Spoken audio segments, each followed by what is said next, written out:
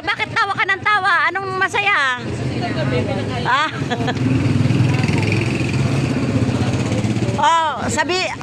Ay, kausapin mo nga yung kapatid mong nasa abroad. Kausapin mo. Sige na, kausapin mo yung kapatid mong nasa abroad. Sinong pangalan nung nasa abroad mo? Robert po. Ha? English po kanto na po kami magbasa sa Isani. Pinamila po kami kayo na.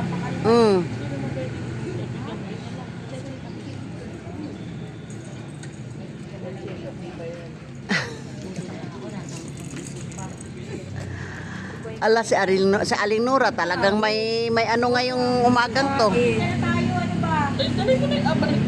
Ito, mapalamig ka na. Oh. Wala na si Aling Nora. Ano talaga, may sumpong talaga ngayong umagang to. Grabe. May tama pa siya kasi tawa na ng tawa eh. Tawa. Iyak siya iyak. Ame, iyak ka. Mamaya huwag ka maingay. Galit siya, di ba? Hindi mo siya sasabihin na kahit gutom eh. Busog siya ng gabi. Oo, ilang beses ko Kay siya gutom, kay busog ka. pinakain ko siya eh. Kasi binigyan pa din. Bigyan may medicine. Nang alin bibilin mo, be? May medicine sana yan. Pampakalma. Mamaya mo na dapat maglabas sa akin. Ano nga? Palamig lang ang tinda ko, mga kalusyo. Yun ako nga niresetahan ng ano eh. Kami Patingin ng pera mo. Niresetahan na siya. Kasi mapunta na daw. Alam mo? Ano ba to? Yellow? Ano yan? Ano yan? Ang pangalan nun? Basura, tsaka yelo yan. Kulang basura mo nga, Net. Ah? Di ba marami kang basura? Tama ba? Busog na daw eh. Eh, basura gusto eh. Oo nga eh, basura ang gusto. Wala na akong basura. Tapon na kahapon. Basurahan. Basura. Basurahan, lalukson. Oo nga. Ay, no, wala na yung parang. May bumbak ka daw. Ha? Bomba? Anong bomba? Babomba ka? Hindi dyan, magbomba ka dyan. Hindi, ganito Aling Nora, nakaluto na ako ng pagkain. Ngayon, maligo ka muna bago tayo kakain. Kaya kuha ka na ng damit doon. Maligo ka muna at saka para rescue ang pag-ano mo. Aling Nora, sige na, kuha ka ng damit. Ano, sinuta ko? Pula? Ha? Ay, siya. Oh, yung pula. Oh, sige. Hindi po pwedeng kumain na walang ligo kasi pagka nakakain ka, sabi mo na naman sa akin, mamaya na. Oh. Agoy, dumadami na naman tong mga ano mo. Tapon na natin to. Tapon na yan, tapon na. Dami mo palang pagkain, oh. Oh. Yung hindi mo kakainin, tapon na kaagad dyan. Dahil mapagalitan tayo dito, hindi po pwede yan eh.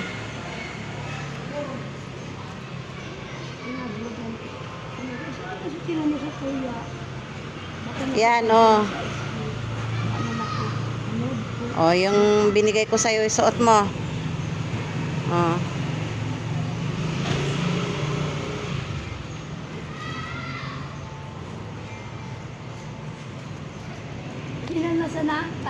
Tapon na yan mamaya. Ilagay mo dito sa... Ay, di. Hindi, tika lang. Kukuha tayo ng basurahan. Tika lang. Nora, ayang kape, itapon mo na yan. Saan? Doon sa ano, doon sa, dito mo itapon, no? Dito. Dito, tapon mo yan. Para yung tasa, pwedeng hugasan yan, o yan.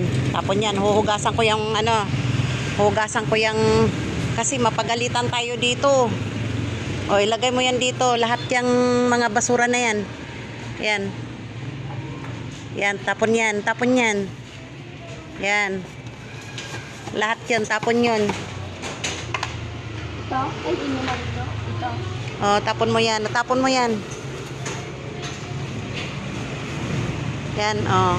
Lahat yan, tapon yan. Yan. Yung inuman mo lang, iiwan mo.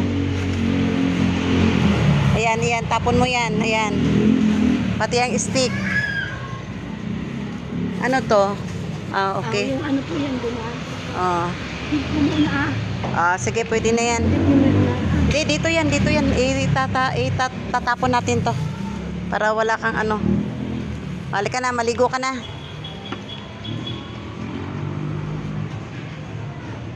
Oh.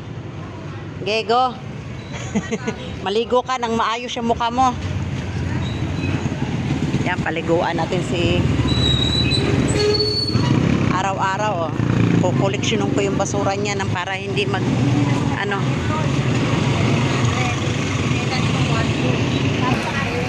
Yan, liligo si Aling Nora.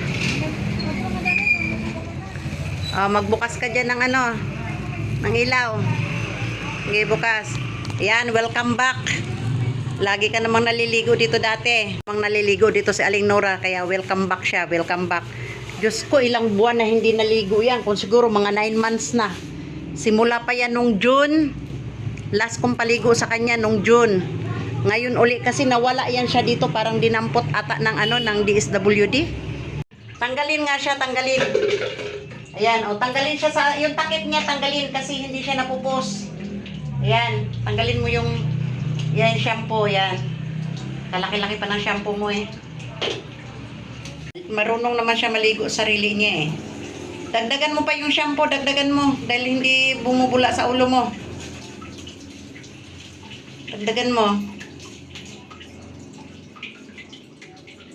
Yan, kalaki ng shampoo ibinigay ko sa kanya oh. Nagamit ko.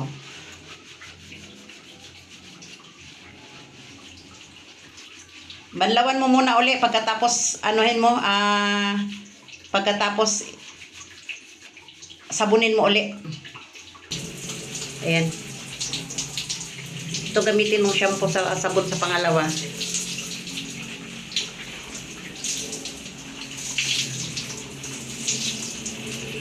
Wala na rin pala ang bula nito. Ginagamit niya to dati eh. Natunaw na ng gusto. Ano kasi to yung pampatanggal din ng mga puti-puti sa buhok.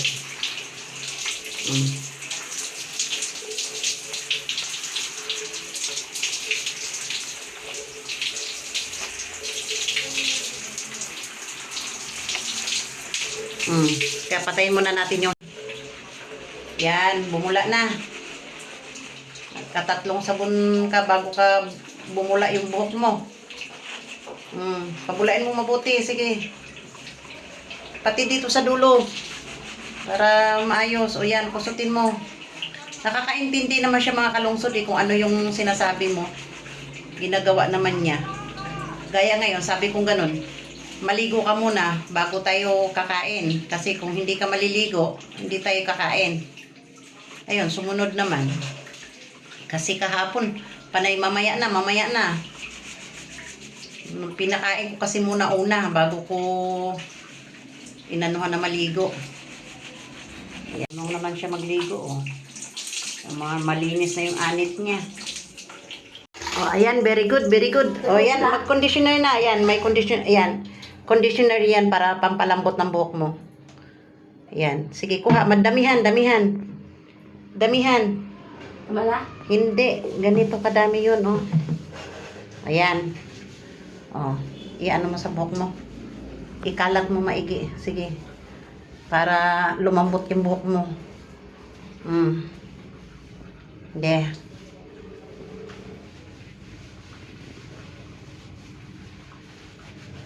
Nakapag sabon ka na sa katawan? Ano na? Ha? Yung ano mo, yung sinuot mong damit para pagka matuyo, yan naman ang gagamitin mo ha. Sabunin mo tong ano, tong sinabon sa katawan. Kung marami naman ako niyan.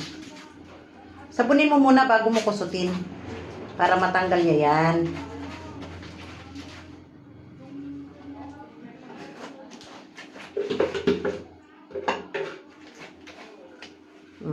Yan.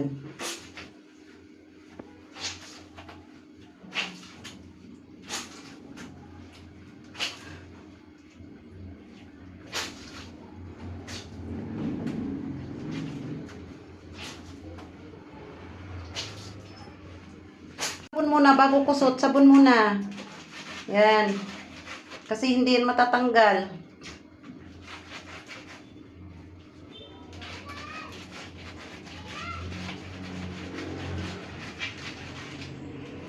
Yan. Yan, nakakaintindi naman siya mga kalungsod eh.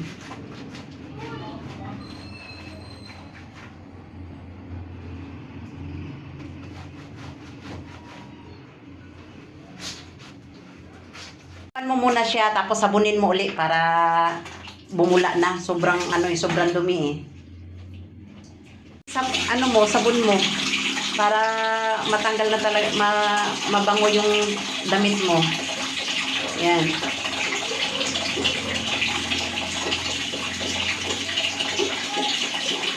Medyo bumula-bula na yung sinadya ko na sabon pampaligo niya yung ipapasabon ko para hindi ko na ipapadawni sa kanya. Ayan, bumula na. Kanina talagang hindi bumubula. O ngayon, bumula na yung damit niya. Pinabanlawan ko muna, pagkatapos pinasabon ko uli. Ayan. Ito yung sabon na pinagamit ko sa kanya. Sabon pampaligo ko to pero hindi ko na ginagamit. Naman siya magpusot. O, sabunon konti, yung banda dyan, sabunin yan, banda dyan, yan. Malinis na yung laba mo. O, okay, yan, sabunin mo yan. Very good. Para makakain ka na. Para malinis lalo, yan. Yung isa pa, yung pajama mo, yan. Pakan mo rin. Para malinis.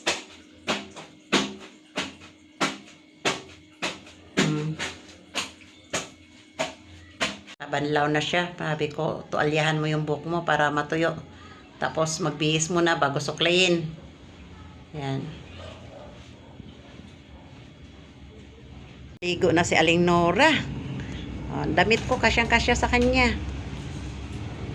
O, dyan lang muna yan. Uy, dito kumain ka muna. Kain muna tayo.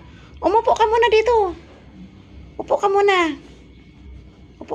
Yan. Upo ka muna. Kain muna tayo tanghalian. Sabi ko sa'yo, di ba? Maligo muna bago kumain. Umupo ka dyan. Umupo ka. O, mag-electric fan ka para matuyo na yung buhok mo. Kain muna tayo, ha? Sandok na ako para kakain na si Aling Nora.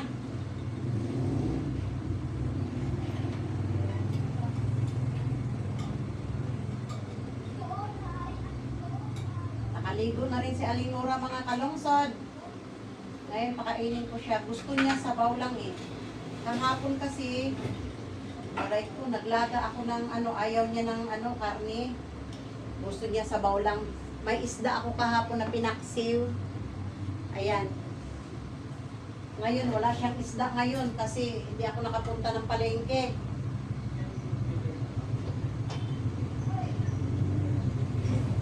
So, ayan. Kain na. Harap na sa pagkain. Ayan.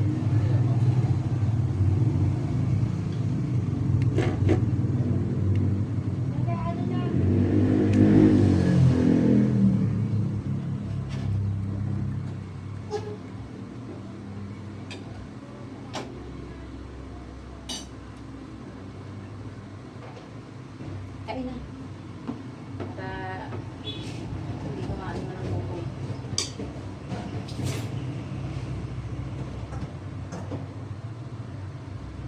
Yan, buti naman yung mga damit ko.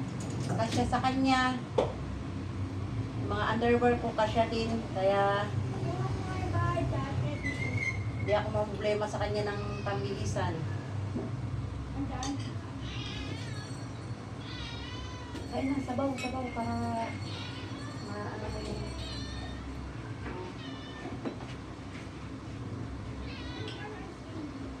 kasi kahapon pinakain mo na kita bago kita inalok na maligo, ayaw mo maligo. O ngayon, kailangan mo maligo para makakain. Beautiful na yung mukha mo.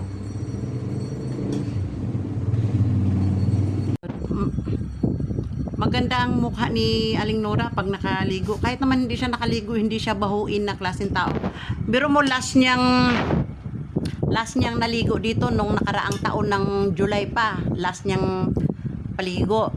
Nung nakaraang taon, 3 beses siya nakaligo. Ngayon, itong taon na to, Ngayon pa lang, first time pa lang. So, ilang buwan na yon? July, August, September, October, November, December, January. 6 months na siya mga kalungsod na hindi nakaligo.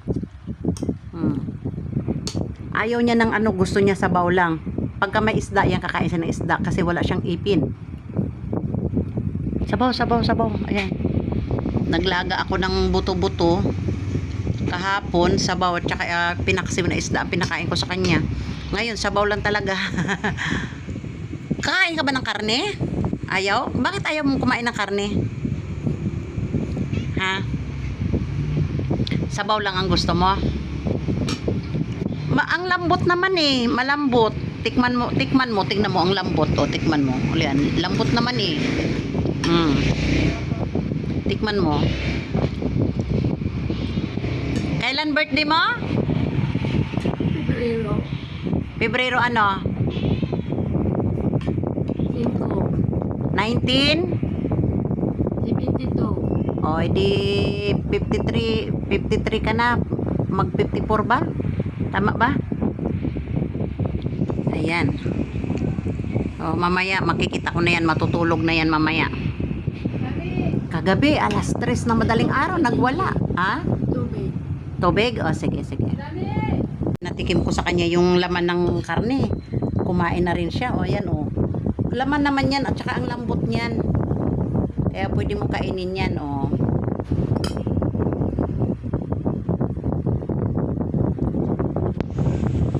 Na si Aling Nora. Anong sasabihin mo, Aling Nora? Salamat po. Anong sinabi mo kanina? Praise the Lord. Hallelujah. Amen. Sabihin mo nga uli. Amen. Praise the Lord. Hallelujah. Amen. Amen. Alam mo? Ang galing. Ayan, nabusog na siya. Anong gagawin mo ngayon sunod? Maliligo na. Matutulog na. Uwi ka na doon sa simbahan. Anong sinasabi ng pare? Ulan daw.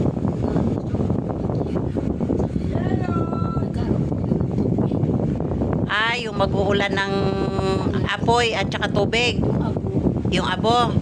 Yan ang sinabi ng pare.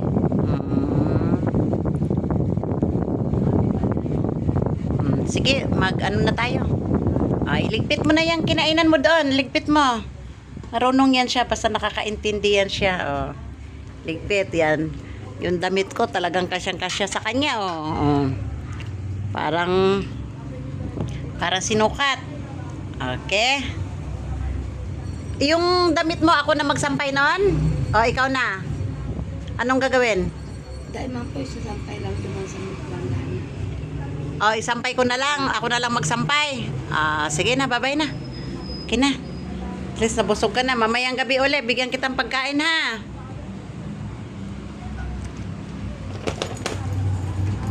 Tingnan ko nga kung marunong ka magsusi. Susi.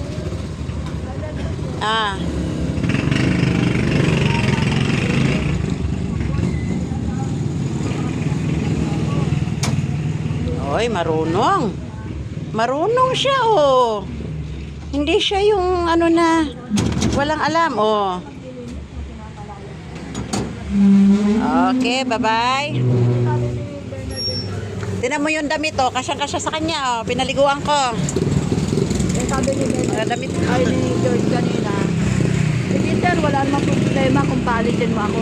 Pero yung Ayan. ako, kukunin ko ha. Nakaligo rin, naibsan ang init. Babalik ko sa'yo, hindi naman ako ganun.